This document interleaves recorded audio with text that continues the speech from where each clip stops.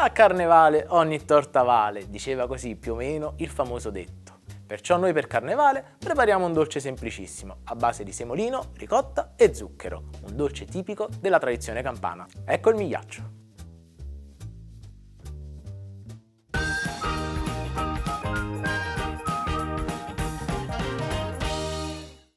Io sono qui ai fornelli, pronto per cominciare, subito a scaldare il latte.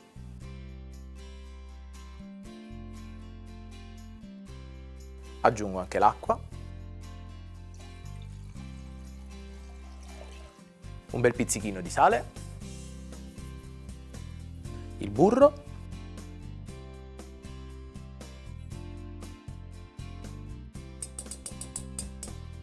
e infine profumo con la scorza d'arancia. E ora accendiamo i fornelli. Mescolo per aiutare il burro a sciogliersi e non appena sarà tutto pronto, quindi caldo, potrò eliminare la scorza. Il composto sta sfiorando il bollore, via la scorza e posso aggiungere il semolino a pioggia mentre mescolo con la frusta.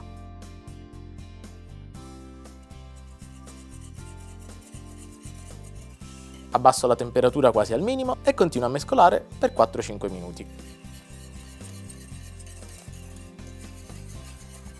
La tradizione nel tempo ha accettato la variante con il semolino. Anticamente infatti veniva utilizzato il miglio, da qui il nome migliaccio.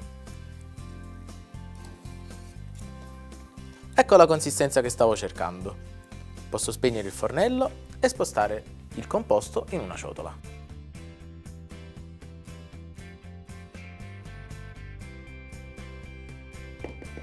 E mentre lui, bello si intiepidisce, io preparo il resto del composto. Sul bancone un'altra ciotola.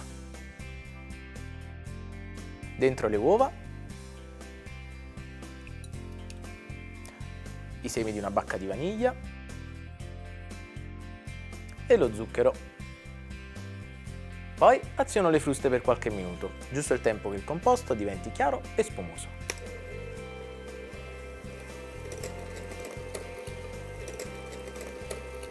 Soltanto un dolce? No, del migliaccio esiste anche la versione salata. Prova a cercarla su giallo zafferano e indovina, che potete fare?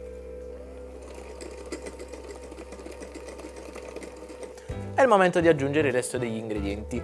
Comincio dalla ricotta che ho già setacciato e l'aggiungo un cucchiaio alla volta per favorirne l'assorbimento.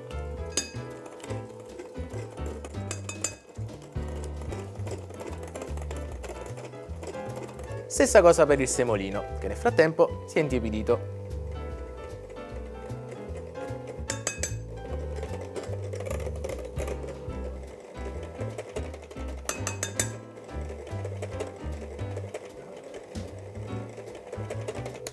Ecco pronto il composto, via le fruste. E mo trasferiamo il tutto in un bel ruoto, cioè uno stampo, da 24 cm che ho già imburrato e foderato con carta forno.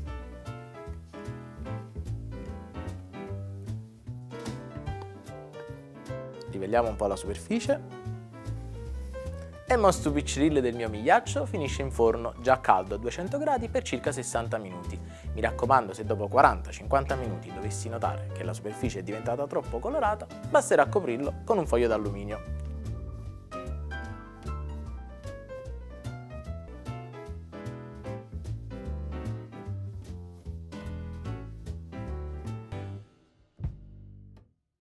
Una spolverizzata di zucchero a velo e questo dolce tipico del Carnevale è pronto.